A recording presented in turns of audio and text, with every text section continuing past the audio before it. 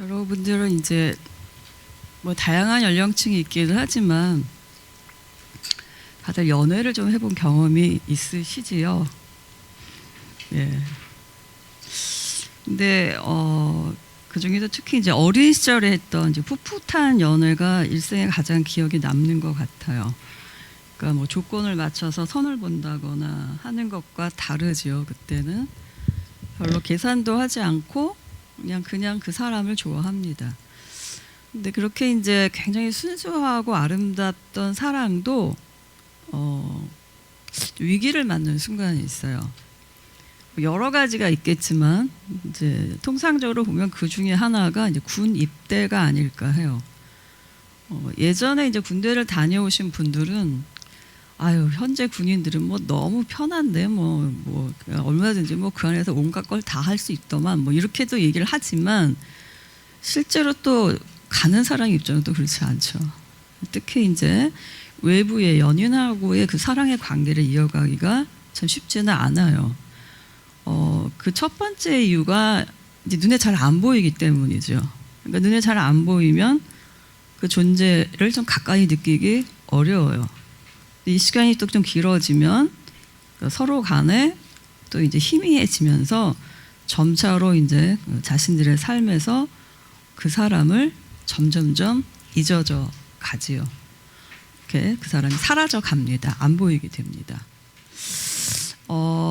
사람들은요, 내 눈에 보이거나 만져져서 확인이 쉬우면 그가 이제 내 삶에 존재한다고 믿고 참 받아들이기가 쉬운데 안 만져지고 또 잘 보이지 않으면 내 삶 속에서 그 존재를 인정하고 그 관계를 계속 유지하기는 좀 버거워하는 것 같습니다.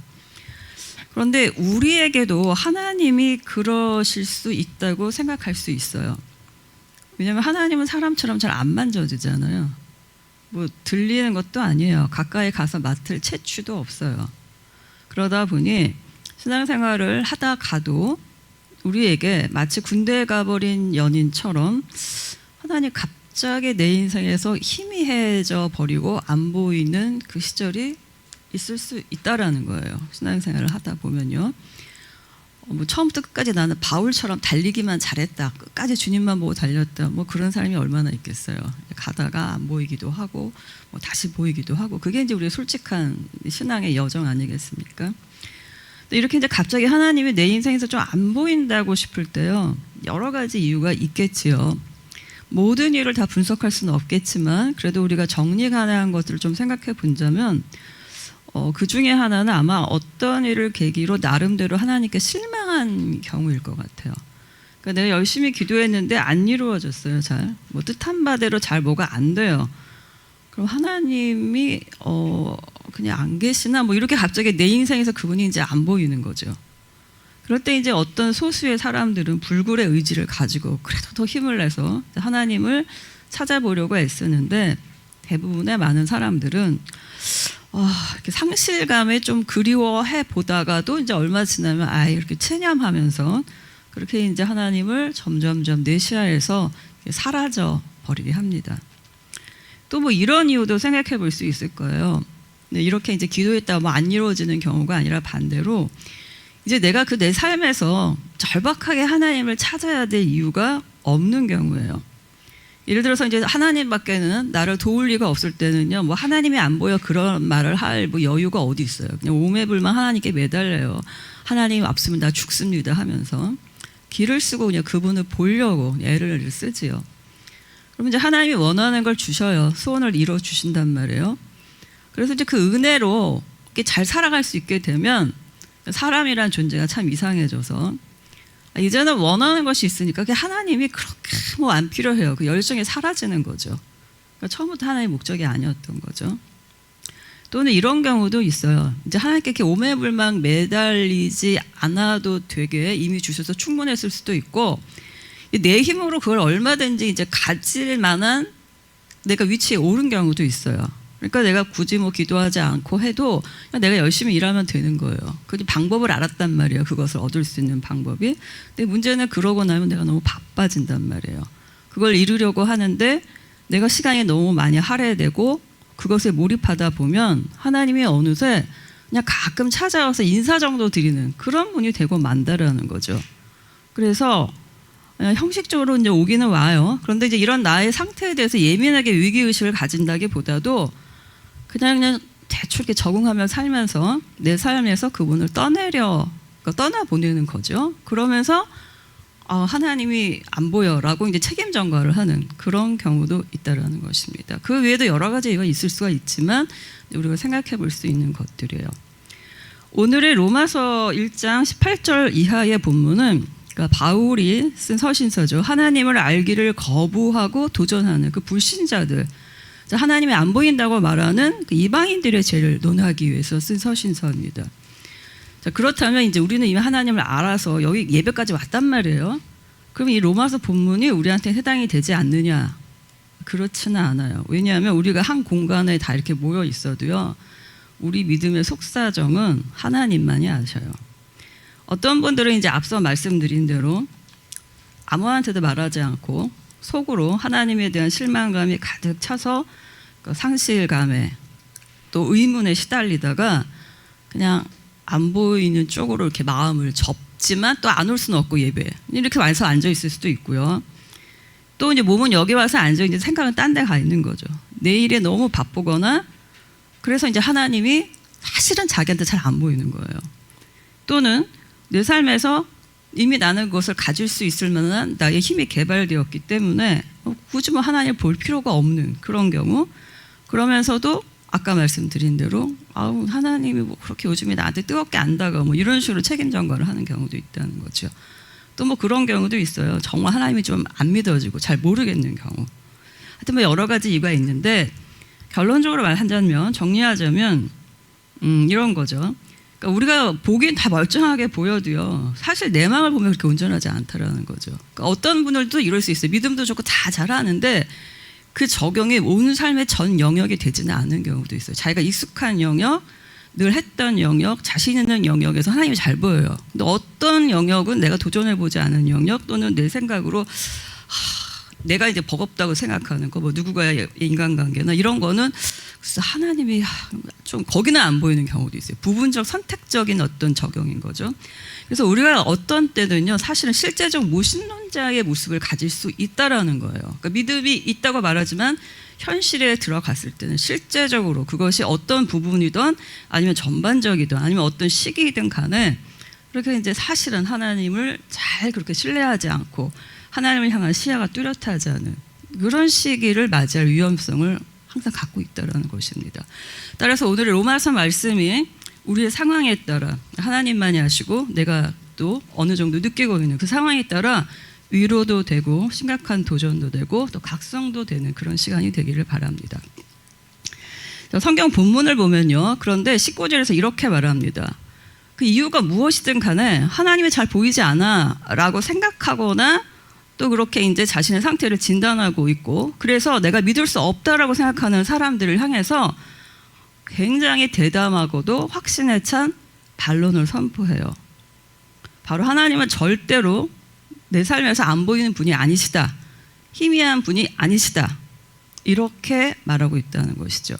왜냐하면 19절에서 이렇게 말해요. 하나님을 알 만한 일이 사람들에게 환하게 드러나 있습니다.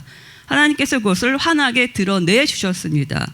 라고 선포하고 있습니다. 우리는 안 보인다고 말하는데 이때 환하게 드러냈다라는 말이 두 번 반복되는데 앞에는 현재형 해석이고 뒷부분은 과거형이에요.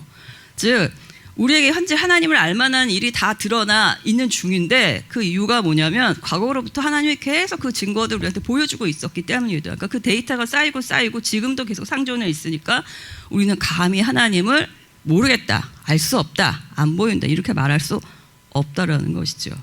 뒤집어 말하면 이게 이제 너 잘못이다라는 말보다는 하나님은 의도적으로 우리에게 계속 자신을 보여주고 계시고 있다라는 것입니다. 그러니까 내가 하나님이 안 보인다라고 생각하는 그 순간 하나님을 숨어버리시거나 사라진 게 아니라는 거예요. 오히려 의도적으로 계속 우리한테 발견되기를 바라시면서 적극적인 자기 구애를 하고 계시다는 거죠. 그렇다면 이렇게 하나님은 계속해서 우리한테 자신을 보여주려고 계획해서 막 나타나고 계시는데 그렇다면 우리는 이제 잘 안 보인다고 말해요. 그런데 그렇다면 이제 우리가 눈을 들어서 하나님을 볼 수 있는 단서가 있을 거 아니에요. 뭔데 우리한테 환하게 보여줬다고 했으니까 그 단서가 무엇일까요? 20절에 의하면 첫 번째로 하나님이 지으신 창조 세계입니다. 하나님은 그가 지으신 만물을 의도적으로 계획적으로 하나님을 알 수 있도록 창조하셨다고 말씀하셨어요. 20절 중반부에서 이렇게 말합니다. 사람들이 이런 자연 만물을 보고 하나님의 존재를 알 수 있도록 즉 깨닫게 되어 있다라고 그렇게 확언을 합니다. 이게 현재 수동태형이에요. 그러니까 사람이 그걸 보면 지금 그냥 내가 해야지 능동적으로 아는 게 아니라 이미 그렇게 디자인되어 있어서 알 수밖에 없다라는 거예요. 하나님의 존재를.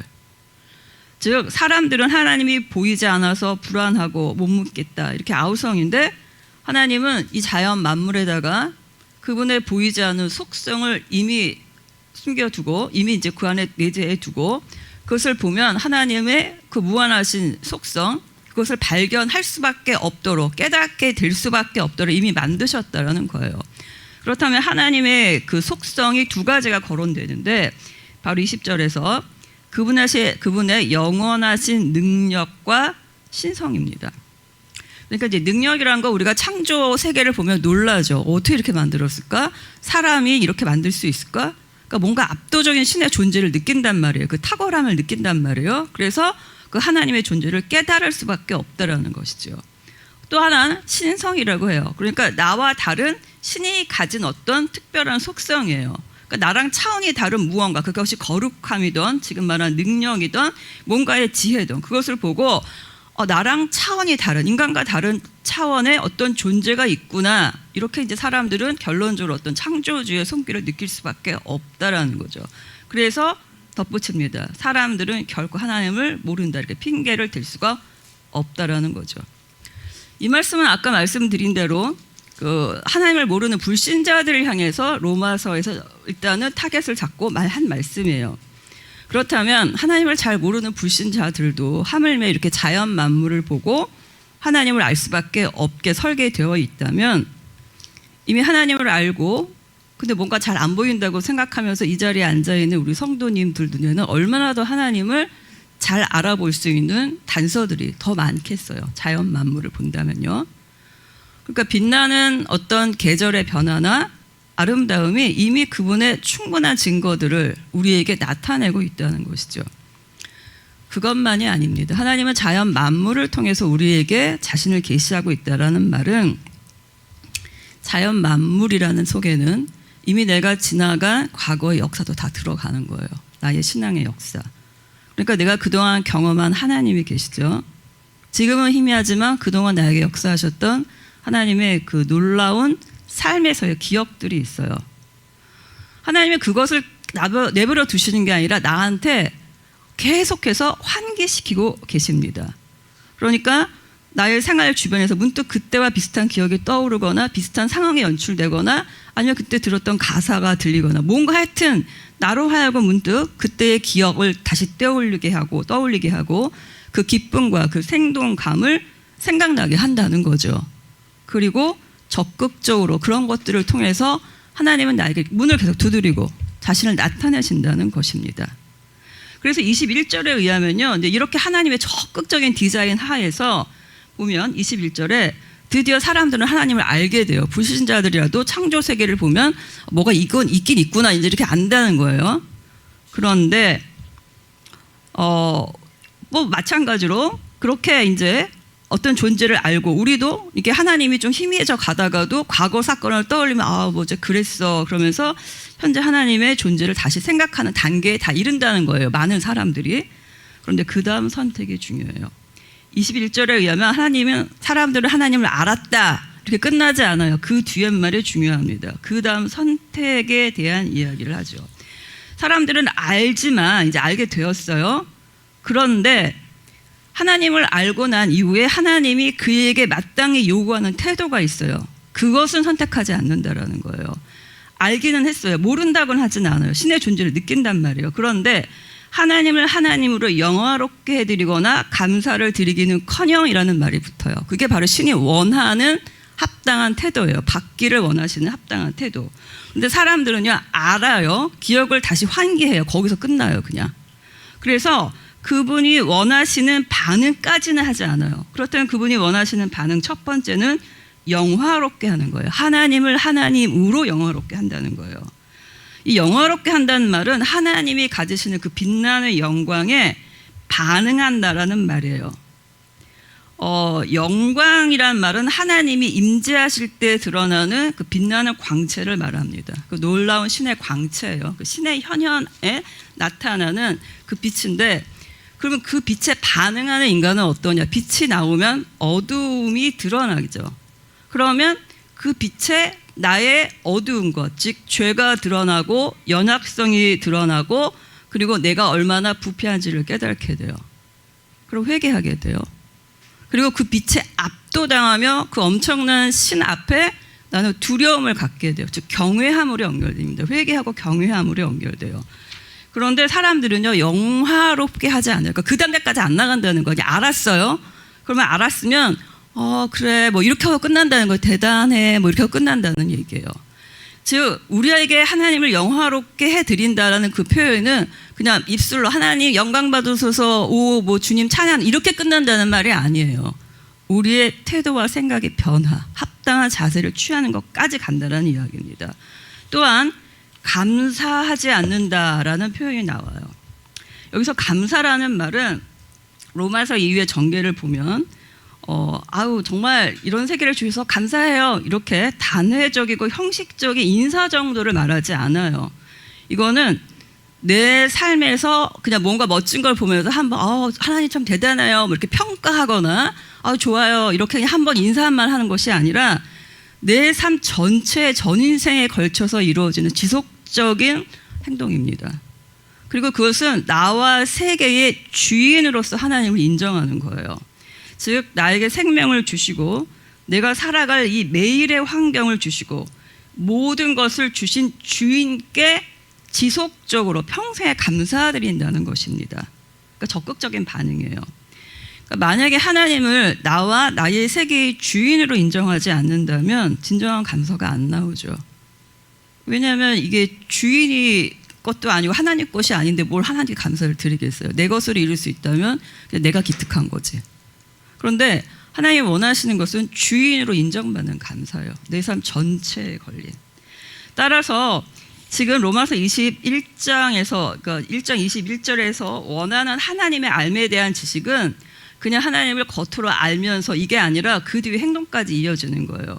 즉 창조주가 실제로 존재하는구나라는 이런 인식의 정도를 넘어서서 나라는 개인의 인생 또 믿는 자들의 이 집합적인 속성 하에서 신을 신으로 인정하고 그분이 받으셔야 될 마땅한 경배를 드리고 그 앞에 회개하고 자복하며 경외함에 압도당해서 그분에게 전 감사를 드리며 그분의 순종하는 일생의 삶을 산다라는 것을 말합니다.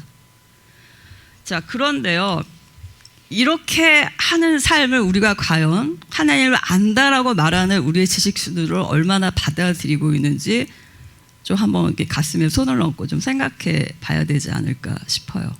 다들 이렇게 하고 계실 것이라고 물론 믿지만 혹시라도요, 우리 중에 또 믿는 자 중에 우리 지인 중에 이렇게 성경에 요구하는 하나님의 알매에 대한 지식 이후의 반응을 하지 않는 분들이 있을까 좀 두려워요. 예를 들어서 하나님을 알았지만 그냥 자연 만물은 대단해, 그냥 위대해, 뭐 이렇게 그냥 평가만 하고 그냥 하나님을 아는 것에 대한 적극적 지식을 의도적으로 거부하지 않았으면 좋겠고요. 또한 이제 알고 하나님을 좀 인정은 하지만 아까 말한 것처럼 실망감으로 여전히 내재적인 그 치유는 되지 않은 채 그냥 하나님을 이제 주변에서만 이리저리 빙빙 돌며 방황하는 분이 계실까? 그것도 좀 염려가 됩니다. 또한 하나님께서 이제 알 이후에 우리의 적극적인 어떤 결단과 의지와 행동의 변화를 요구하셨음에도 불구하고 이제 나는 여전히 하나님이 잘 안 보여라고 말하는 사람에게 그것은 너와 나 사이가 너무 멀어서 그래. 좀 더 가까이 오렴. 이렇게 이제 적극적인 초대를 하신단 말이에요. 그럴 때 나는 여기서도 잘 보여요 하나님. 괜찮아요 괜찮아요. 이러면서 그냥 내가 생각하기에 적당한 거리, 그러니까 이제 내가 편한 거리죠. 그 거리를 타협하고 그냥 이것으로 족하다 이렇게 생각하는 경우가 없기를 정말로 바랍니다. 자, 그런데요, 이제 이렇게 21장에 의하면 초반부에 하나님을 알지만 모른다고 하지 않았어요. 사람들은 그 다음 행동으로 자신들이 원하는 반응을 한단 말이에요. 하나님 원하시는 반응을 하는 게 아니라 영화롭게 하지도 않고 감사를 드리지도 않아요.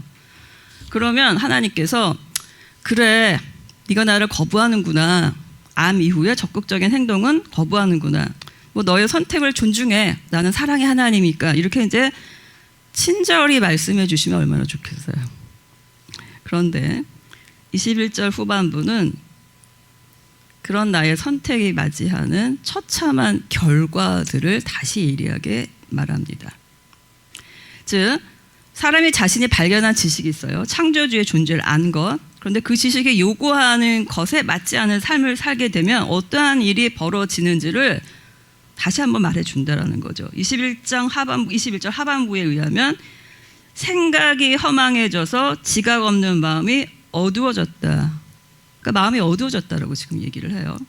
여기서 마음이란 뭐 마음이 아프다 좋다라는 감정만을 말하는 것이 아니라 우리의 의지와 결정도 일어나고 사고와 이해의 작동도 일어나는 곳으로서의 마음입니다. 성경에서 말하는 마음이란.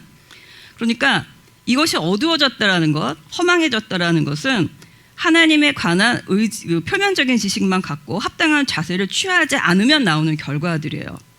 그렇게 되면 이 마음이 작동이 제대로 되지 않는다는 얘기는 결국 우리가 분별하고 깨닫는 능력을 상실하게 되고 올바른 방향을 전하고 결단하며 나갈 수 있는 이런 의지까지 다 상실된다는 말입니다. 즉 올바른 삶의 방향성을 가지고 살아갈 그 능력이 사라진다는 것이에요. 예를 들어서 아담이 타락을 했어요. 죄가 들어온 후에 인간이 그런 상태가 되었어요. 그래서 그 삶은 방향성을 잃게 되고 어둠 속을 헤매게 되었습니다. 그래서 이제 정말 중요하고 본질적인 일보다는 나중에 돌이켜보면 사소한 일, 별거 아닌 그 일에 그 인생을 허비하는 그런 결과들을 인간들은 계속해서 맞이하게 돼요. 우리도 마찬가지예요. 그 신앙생활을 하다 보면 이런 경험들 많이 있을 거예요. 하나님과 거리가 생기면 내가 좀 멍청해지는구나 이런 것들을 좀 느껴보신 적 있지 않으시는지 모르겠어요. 성령의 조망하심도 잘 안 느껴질 때가 있죠. 어리석게 될 때가 있어요. 예를 들어서 뭐 이런 경우 있어요. 기도를 하면 하나님께 막 구하고 어떻게 해서든지 하나님께 가까이 가려고 하다 보면 그 일에 뭔가 실마리가 잘 보이고 어떻게 하면 되겠다. 이게 막 세팅이 되면서 움직여지는데 내가 그냥 이렇게 좀 안 하고 있고 그냥 하나님 별로 안 찾으면 그게 굉장히 난제로 느껴지고 힘든 경험들을 크던 작던 아마 해보셨을 거예요. 뭐 완벽한 예는 아니지만 그런 비슷한 예로 얘기를 할 수가 있어요. 즉 그리고 또한 이제 23절에 의하면 계속해서 말합니다. 이렇게 하나님을 알지만 그 위에 행동과 어떤 요구되는 자세까지 갖지 않으면 어두워지고 그래서 사람들은 어떤 상태가 되냐면 22절, 23절에서 먼저 22절에서 그것이 내가 지혜 있는 선택이라고 생각해요. 뭐 이런 시간들을 줄여서 내가 뭘 해야지 뭐 이렇게 해서 지혜 있는 사람이라고 주장하지만 실상은 어리석은 사람. 결국에는 헛것을 이제 하고 다닌다는 얘기죠. 결과 없는 일들을. 그리고 23절에 의하면 그것으로 끝나지 않아요. 뭔가 자기가 뭔가 좀 부족하다고 좀 느껴지는 지점이 오면 이제는 하나님을 대체할 우상들을 찾기 시작합니다. 자, 이렇게 이제 어리석어졌단 말이에요. 그럼 어리석어진 사람들은 지혜가 있다고 했지만 뭔가 이제 결과들을 보면 뭔가 이 지혜 있는 결과가 안 나온단 말이에요. 그러니까 불안해지기 시작하죠. 그래서 하나님을 대신할 우상을 만들어요. 창조주를 알았고 그 능력을 힘입고는 싶어요. 그 신성을 봤단 말이에요. 그런데 그 하나님 원하시는 방법들을 섬기기는 싫어요, 이제. 그래서 그런 능력을 비슷하게 소유하고 있지만 그냥 내가 내 마음대로 컨트롤할 수 있고 내가 거리를 조절할 수 있고 내가 좀 다르기 쉬운 어떤 그런 대체물을 만들어서 비슷한 효과를 만들어내고 싶어 한다라는 거죠. 아까 이제 제가 군대 간 연인 이야기를 했는데 군입대하고 나서 연인과의 관계에서 서로 간에 이제 이렇게 관계가 멀어지면 뭐 사람들 사이에서 얼마든지 다른 연인을 찾을 수 있어요. 그게 죄가 아니지요. 뭐 얼마든지 가능한데 하나님 앞에서는 다른 대체물을 찾는 것이 죄입니다. 지금 23절은요. 하나님을 어떤 형상으로 바꾸었다 그랬어요. 그러니까 뭔가 깎아서 만들거나 뭐 이렇게 주조해서 만드는 뭔가 이렇게 눈에 보여서 섬길 수 있는 것들을 만든다라는 거예요.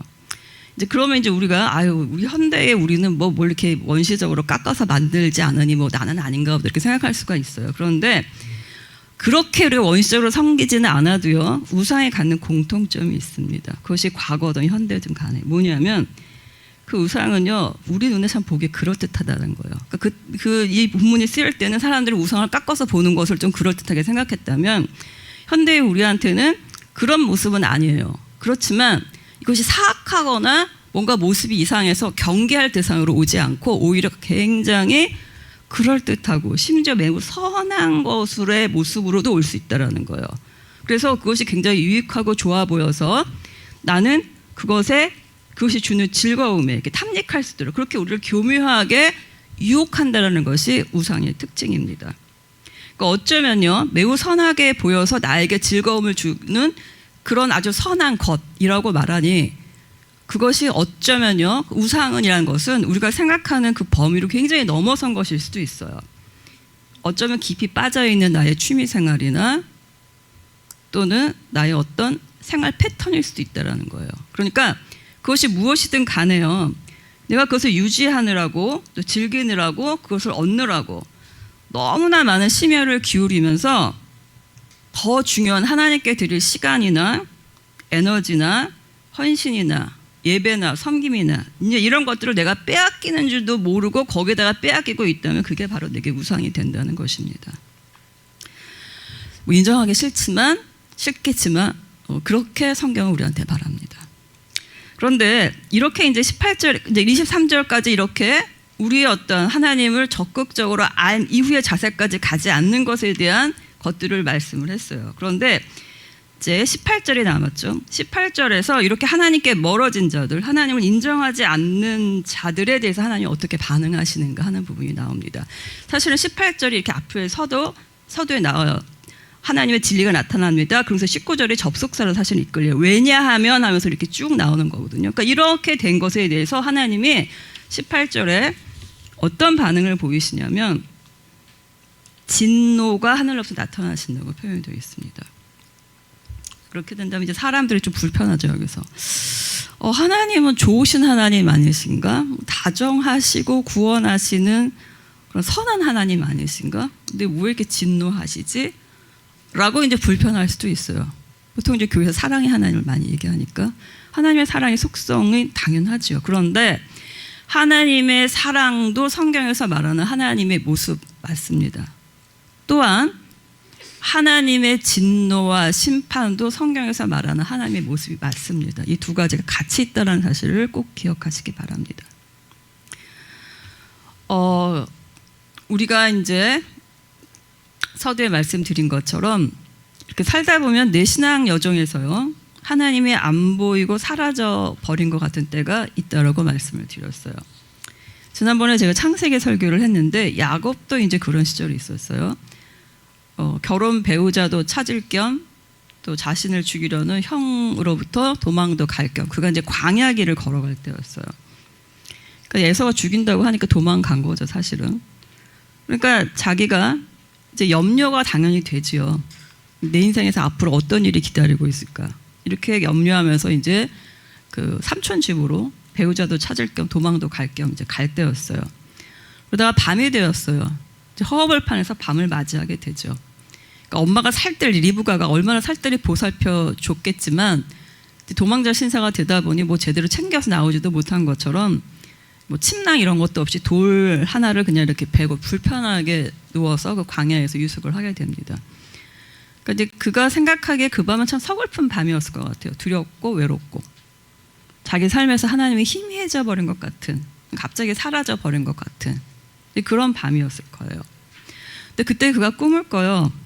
그 꿈에는요, 하늘까지 이어지는 사다리가 등장합니다. 그리고 그 끝에 보좌에 앉으신 하나님이 그를 만나주세요.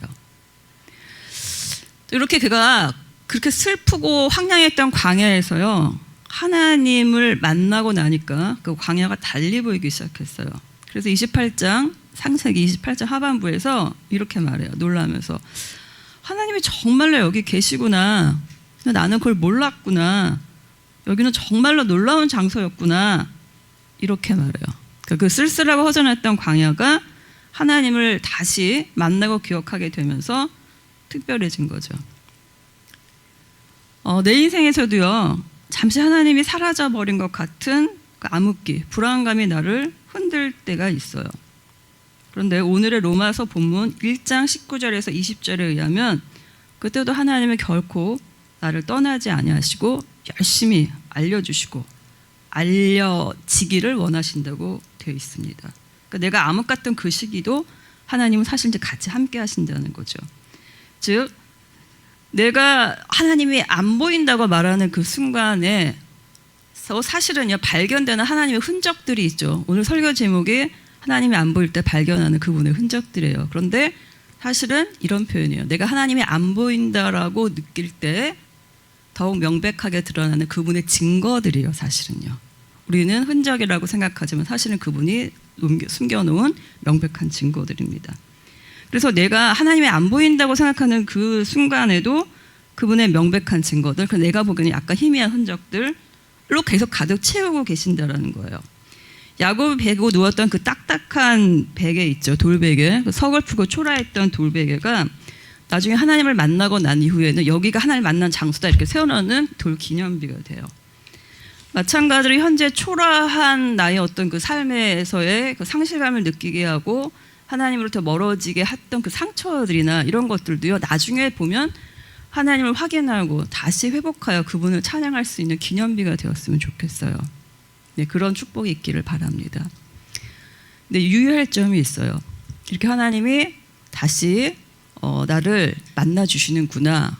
이렇게 이제 위로만 받고 그냥 거기서 계속 계시면 안 된다는 거예요. 그 자리에서 위로만을 받고 그냥 이렇게 있는 것이 아니라 하나님의 적극적인 흔적들이 있죠. 그 증거들을 발견했다면 그 기대를 가지고 이제는 다시 걷기 위해서 일어나야 된다고 성경은 말합니다. 왜냐하면 아까 21절에서 얘기했죠. 하나님을 알았지만 그 위에 마땅한 행동들이 요구된다고 말을 했기 때문입니다. 또 아까 하나님이 안 보인다고 말한 여러 종류 중에 현재의 생활에 부족함이 없어서 그렇게 하나님을 열심히 찾을 필요가 없는 분들, 또 타성에 젖은, 그러니까 뭐 어떤 그 특정한 분이 한 번 쭉 간다는 게 아니라 우리 인생 속에 그런 시기들이 있을 수 있다라고 말했어요. 그런 시간들이 있다면 그런 시간을 혹시 지나고 있는 분이 있다면 어떤 각성이 필요합니다. 하나님과의 관계에서 나는 그냥 이 정도만 있을게 이렇게 적당한 선 긋기는 절대로 있을 수 없다라는 것이죠. 그래서 하나님 앞에서 자기 교만입니다. 그것을 인정하고 뭔가를 변화시키려는 노력이 필요해요. 예수님은 우리가 하나님으로부터 받아야 될 모든 진노를 대신 받으셨어요. 우리를 구원하셨어요. 그러니까 아까 18절 초반에 하나님의 진노가 나타났다고 했지만 그 원래 하나님의 의도는 그 진노를 대신 쏟으실 그 복음이란 말이에요. 그래서 그 앞에 16절, 17절에서는 복음에 대한 얘기가 더 먼저 나와요. 근데 그 복음에 대한 얘기를 하기 위해서는 하나님의 진노를 설명을 먼저 해야 돼요. 그래서 복음이 필요하기 때문에. 그래서 얘기가 진행이 된단 말이에요. 그런데 우리가 하나님이 마련하신 진노를 피할 수 있는 복음, 즉 그리스도의 사랑, 이것만 의존하고 그냥 거기서 그 사랑을 폄하하면서 우리가 하나님을 잘 안 보여, 모른다. 여기 계속 뭉개고 있으면 안 된다는 것입니다.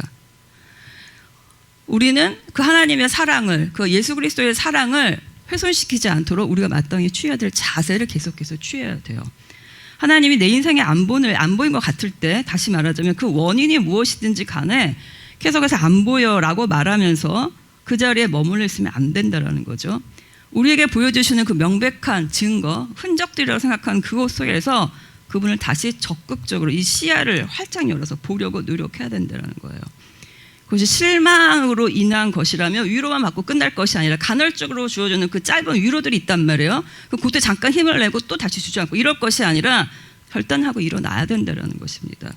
또 내가 하나님을 잘 모르는 무지의 상태가 있을 수 있어요. 아까 처음에 여러 가지 이유가 있는데 그중에 정말 하나님 잘 모르겠어. 무슨 말인지 잘 모르겠어. 이럴 때가 있다는 말이에요.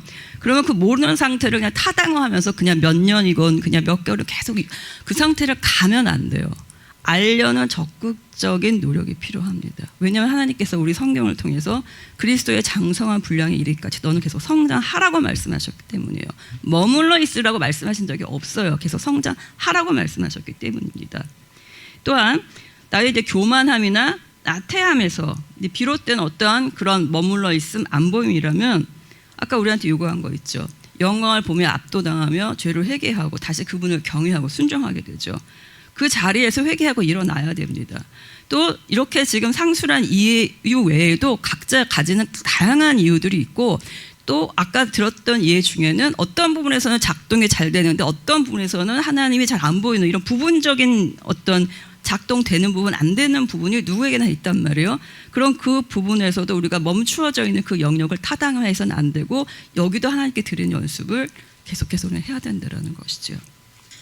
즉 여러 가지 원인이 있지만 오늘 로마서 말씀은요. 우리에게 어떤 결단들을 촉구합니다. 하나님을 제대로 믿지 않아서 그냥 내가 지식적인 알매만 머물러 있다면 그 이후의 행동까지 가지 않는다면 거기서 끝나는 것이 아니라 그러한 나의 지식과 하나님이 요구하시는 것의 행동 사이에서의 이 괴리가 나에게 어떠한 결과들을 불러일으킬 것을 경고하고 있다는 것이 중요합니다. 즉 어리석어지고 허망해지고 마음이 어두워지고 결코 하나님을 대체할 수 없는 대체물을 어떤 식으로든 만들어서 나는 그걸 다시 우상숭배하는 그런 오류에 빠지게 된다는 이 결과들이 있죠. 이 결과들을 경고하는 위험을 무시해서는 안 된다는 것이죠.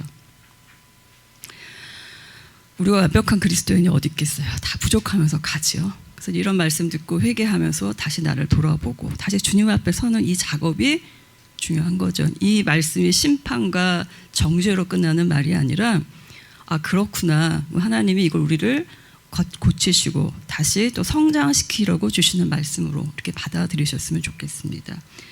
그래서 우리가 어떤 시기를 지나면서 또는 어떤 영역에서 하나님이 잘 안 보이게 느껴질 때 그것을 유지하는 것이 아니라 우리의 시야를 활짝 열어서 이 눈이 영적 맹인이 아니라 크게 떠지기를 바랍니다.